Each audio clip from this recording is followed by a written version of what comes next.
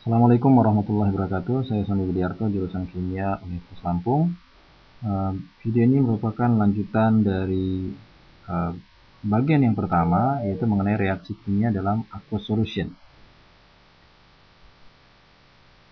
Pada bagian ini kita akan masuk ke dalam subbab mengenai reaksi reduksi oksidasi. Sebelumnya telah dijelaskan ada dua reaksi yang terjadi pada larutan dengan larut air, ya, aqueous solution, yaitu reaksi pengendapan dan reaksi asam basa. Pada bagian ini ya, kita akan melihat bagaimana reaksi redoks. Reaksi oksidasi reduksi atau reaksi redoks itu adalah reaksi yang berlangsung terjadinya transfer elektron di dalam reaksi. Jadi ini berbeda dengan reaksi asam basa maupun reaksi pengendapan, di mana pada reaksi pengendapan dan asam basa itu tidak terjadi perubahan bilangan oksidasi pada reaktan dan produk, ya. Tetapi pada reaksi redoks itu terjadi perubahan bilangan oksidasi, ya. Nah, di dalam reaksi ini terdapat peristiwa reduksi dan oksidasi. Keduanya berlangsung, ya. Harus ada keduanya, reduksi tidak bisa reduksi saja atau oksidasi saja, ya. Dan jumlah elektron yang dilepaskan dan ditangkap itu harus sama. Contohnya misalnya pada reaksi pembakaran Mg, ya, magnesium. Jadi magnesium terbakar menghasilkan magnesium oksida. Bisa Anda perhatikan di situ terjadi perubahan bilangan oksidasi. Maka kalau kita tuliskan persamaan oksidasinya, ya, Mg teroksidasi menjadi Mg2+, dia meningkat bilangan oksidasinya dari 0 menjadi positif 2, ya. Karena reaksi oksidasi itu atau reaksi terlepasnya elektron. Kemudian setengah reaksi reduksinya yaitu O2, ya, dari 0 itu berubah menjadi negatif 2, ya, pada O2-. Pada O2-. Ini adalah reaksi reduksi atau reaksi penangkapan elektron. Nah, kedua reaksi ini harus memiliki kesamaan elektron, jumlah elektron yang diberikan harus sama dengan jumlah elektron yang ditangkap, ya. Sehingga kalau tadinya sebelumnya adalah Mg, itu harus dikalikan 2 sama jadi 2 Mg menghasilkan 2 Mg2+ ditambah 4 elektron, ya. Ini totalnya kalau kita totalnya elektron dapat saling dihilangkan atau ditiadakan, ya. Sehingga reaksinya menjadi 2 Mg ditambah oksigen O2 menghasilkan 2 magnesium oksida. Pada gambar ini akan dijelaskan, ya, bagaimana peristiwa redoks berlangsung, ya. Kita akan lihat pada gelas kimia 1 dan 2 itu adalah satu reaksi yang sama. Pada gelas kimia 1 itu awal reaksi, kemudian pada gelas kimia yang kedua itu akhir reaksi, di mana Zn, batang Zn itu dicelupkan dalam larutan CuSO4. CuSO4. Kemudian pada gelas kimia yang ketiga dan keempat itu kawat Cu dicelupkan dalam larutan AgNO3. Baik, kita akan lihat, perhatikan pada gelas kimia yang pertama dan kedua, apa yang terjadi atau apa yang berlangsung pada keduanya. Kalau kita lihat pada gambaran yang ada di bawahnya itu, ya, Zn, ya, batang Zn itu adalah solid, ya, itu akan teroksidasi, ya, menghasilkan Zn2+. Ya, sementara Cu, ya, larutan Cu itu akan tereduksi, ya, Cu2+ akan tereduksi menjadi Cu, ya. Jadi ada pertukaran atau serah terima elektron di situ. Elektron yang dilepaskan oleh Zn akan ditangkap oleh Cu2+ menghasilkan logam Cu, ya.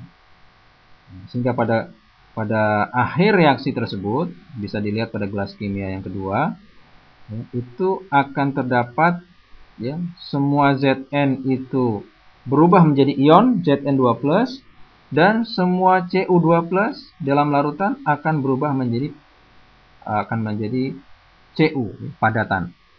Ya. Nah, terlihat di bawah itu adalah padatan Cu. Ya.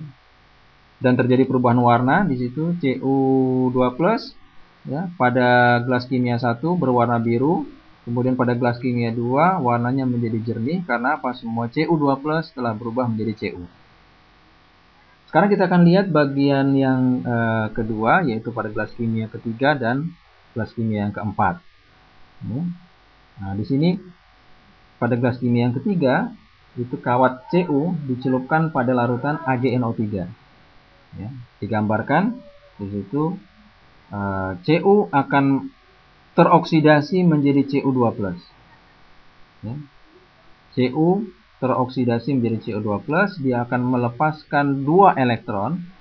Keduanya ditangkap oleh 2 ion Ag+. 2 ion Ag+. Ag+ menangkap elektron menjadi Ag. Ya. Sehingga apa? Sehingga pada akhir reaksi, pada gelas kimia yang keempat, itu akan terlihat bahwa semua Ag+ berubah menjadi padatan Ag, dan semua kawat Cu berubah menjadi larutan Cu2+. Ya, sehingga pada gelas kimia yang ketiga itu warna jernih. Nah, setelah akhir reaksi warnanya menjadi biru. Kenapa? Karena terdapat ion Cu2+ di dalam larutan. Ini penjelasannya. Reaksinya sebagai berikut. Zn, batangan Zn dicelupkan dalam CuSO4. Zn-nya teroksidasi menjadi ZnSO4, kemudian CuSO4 terreduksi menjadi Cu. Nah, kalau kita tuliskan persamaan setengah reaksi oksidasinya, Zn menjadi Zn2+, kemudian setengah reaksi reduksinya Cu2+ menghasilkan Cu. Ya. Di sini Zn teroksidasi, ya. Sehingga Zn merupakan zat reduktor. Ya. Maksudnya reduktor, dia mereduksi senyawa lain. Zn itu mereduksi Cu. Jadi dia reduktor. Kemudian Cu itu mengalami reduksi. Cu tereduksi, Cu2+ tereduksi. Ya. Dan Cu2+ itu mengoksidasi Zn, ya, sehingga Cu2+ merupakan zat oksidator atau zat pengoksidasi. Nah, jadi reduktor itu maksudnya apa? Reduktor itu adalah zat yang mereduksi senyawa lain. Dia sendiri mengalami oksidasi. Ya, reduktor. Kalau oksidator, dia mengoksidasi senyawa lain. Dia sendiri mengalami reduksi. Nah, sekarang misalnya kabel tembaga, ya, Cu bereaksi dengan AgNO3 pada gelas kimia yang ketiga dengan keempat, yang mana yang merupakan oksidator dalam reaksi tersebut? Apakah Cu atau Ag? Ini reaksinya, Cu ditambah AgNO3 menghasilkan Cu nitrat, ditambah Ag, padatan Ag. Ya. Kalau kita tuliskan setengah reaksi oksidasinya, Cu berubah menjadi Cu2+, kemudian setengah reaksi reduksinya, Ag+ berubah menjadi Ag. Ya. Yang mengalami, karena ditanya yang mana yang oksidator, berarti yang mengalami reduksi. Nah, Ag+ itu mengalami reduksi, maka Ag+ adalah oksidator. Jadi tadi sudah disebutkan sedikit bagaimana tentang bilangan oksidasi. Ada aturan mengenai bilangan oksidasi, yaitu bilangan oksidasi sendiri merupakan jumlah muatan yang dimiliki oleh suatu atom di dalam molekul atau senyawa ionik, ya, jika elektronnya berpindah keseluruhannya. Ya. Jadi ada beberapa aturan mengenai bilangan oksidasi. Yang pertama, setiap atom dalam unsur bebas, artinya dalam keadaan tidak bergabung, memiliki bilangan oksidasi 0.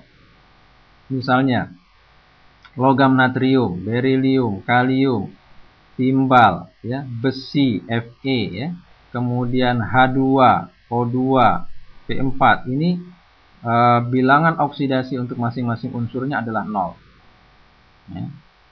Jadi unsur bebas maksudnya adalah unsur yang terdapat di alam.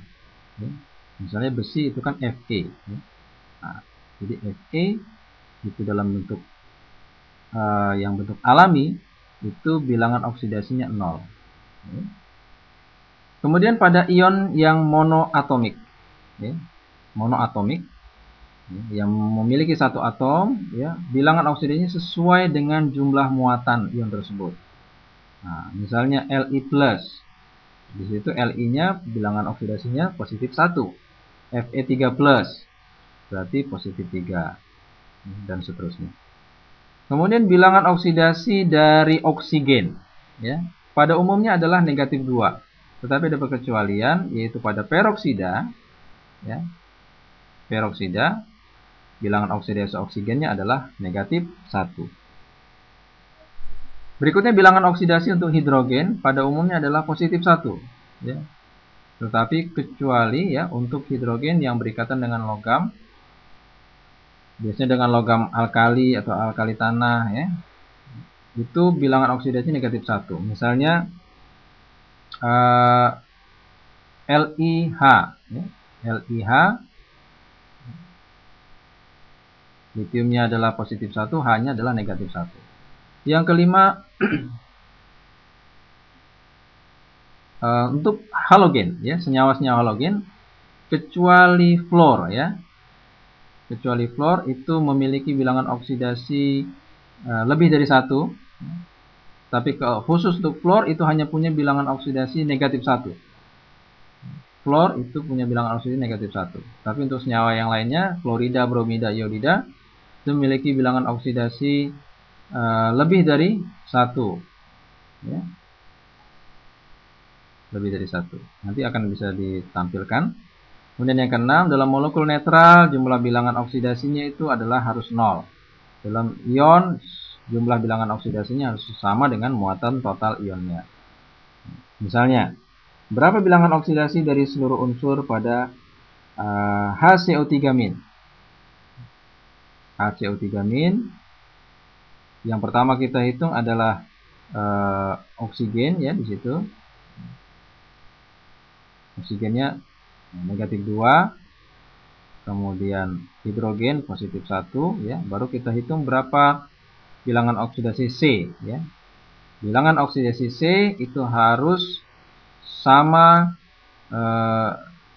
jumlahnya dengan penjumlahan daripada bilangan oksidasi semua unsur dalam ion tersebut harus sama dengan muatannya. Muatannya 1 negatif, ya. Berarti oksigen di situ ada 3 dikali negatif 2. Kemudian hidrogennya ada 1 ditambah 1 ditambah C itu haruslah negatif 1, yaitu muatannya. Sekarang kita bisa hitung berapa bilangan oksidasi C. Maka C adalah positif 4. Di sini ada gambar, ya, bilangan oksidasi unsur-unsur dalam senyawanya, ya. Nah, Anda bisa lihat di situ, ya, untuk hidrogen, ya, itu ada 2 bilangan oksidasi, positif 1, negatif 1, ya. Tentunya 0 juga, ya, ada, ya, tapi yang 0-nya tidak dituliskan, ya, pada gambar ini, ya, karena semua unsur dalam bentuk bebasnya itu adalah 0, ya. Harusnya 0 juga ada di situ, ya. Jadi hidrogen itu positif 1 pada kebanyakan unsur, ya, kemudian negatif 1 pada senyawa-senyawa hidrida logam, ya. Kemudian golongan 1A, ya, Anda perhatikan itu hanya ada 1 bilangan oksidasi, yaitu positif 1. Begitu juga golongan 2A, hanya ada 1 bilangan oksidasi, yaitu positif 2, ya. Kemudian golongan 3A, ya, kecuali yang di bawah tellurium, ya, cuma ada 1 bilangan oksidasi, yaitu positif 3. Golongan 4A, 5A, 6A, ya, 7A itu memiliki bilangan oksidasi lebih daripada 1. Anda perhatikan pada N, ya, di situ ada positif 5, positif 4 dan seterusnya sampai negatif 3, ya. N yang paling besar bilangan oksidasinya berarti tidak dapat teroksidasi. Tidak dapat teroksidasi ke bentuk yang lebih tinggi bilangan oksidasinya. Maka N dengan bilangan oksidasi positif 5, ya, dia bisanya mengoksidasi senyawa lain. Artinya N di dalam HNO3 merupakan oksidator kuat karena N di situ tidak dapat teroksidasi, tetapi dia dapatnya mengoksidasi. Demikian juga pada Mn ya. Anda perhatikan di situ. Pada Mn ya. Di situ ada positif 7 itu merupakan bilangan oksida yang paling tinggi. Itu pada senyawa permanganat ya, MnO4-. MnO4- ya, bilangan oksidasi Mn adalah positif 7, dia merupakan oksidator kuat. Nah, karena dia tidak bisa teroksidasi, tapi dia bisanya mengoksidasi. Begitu juga pada klor ya, pada klor bilangan positif 7 itu dimiliki oleh HClO4, asam perklorat ya. Asam perklorat merupakan oksidator kuat. Nah, di sini ada vanadium ya, vanadium. Ini ada yang menarik dari vanadium. Di situ ada bilangan oksidasi positif 5, positif 4, positif 3, positif 2. Berikut ini adalah video bagaimana vanadium berubah bilangan oksidasinya dengan penambahan reduktor. Dimulai daripada vanadium positif 5, yaitu VO2 positif. Apabila ditambahkan dengan amalgam, kebanyakan logam adalah merupakan reduktor, kemudian kita kocok, maka akan berubah bilangan oksidasinya menjadi positif 4. Kemudian kalau dikocok lagi akan berubah menjadi positif 3. Kemudian yang terakhir dia akan berubah menjadi positif 2. Ini ditandai dengan berubahnya warna vanadium dari kuning, biru, hijau, kemudian yang terakhir adalah ungu. Sekarang kita akan melihat berapa bilangan oksidasi daripada unsur-unsur berikut ya. Ini satu persatu akan kita jelaskan. Pada natrium iodat ya, NaIO3. Natrium iodat itu yang pertama kita hitung adalah golongan 1A. Kalau ada golongan 1A, golongan 2A itu dulu yang kita tulis ya. Jadi di situ ada Na. Na berarti ada positif 1 ya. Kemudian oksigennya negatif 2, berarti sisanya itu adalah punya iod ya, punya I. Berarti berapa I? I-nya adalah positif 5. Oke. Kemudian pada senyawa IF7 ya. Yang pertama kita hitung adalah fluor. Kenapa? Karena fluor hanya punya satu bilangan oksidasi, yaitu negatif 1. Nah, jadi kalau fluornya 7 berarti I-nya adalah positif 7 ya. Nah, positif 7 merupakan bilangan oksidasi dari I yang paling tinggi. Jadi IF7 adalah oksidator kuat. Berikutnya adalah kalium dikromat ya. Nah, kalium dikromat K2Cr2O7 ya. Yang pertama dihitung adalah kalium dengan oksigen ya. Karena kalium itu mesti positif 1 karena hanya ada satu bilangan oksidasi untuk golongan alkali. Itu positif 1, kemudian oksigennya negatif 2. Maka Cr-nya adalah positif 6. Ya. Positif 6 ini juga merupakan oksidasi yang paling tinggi untuk krom ya.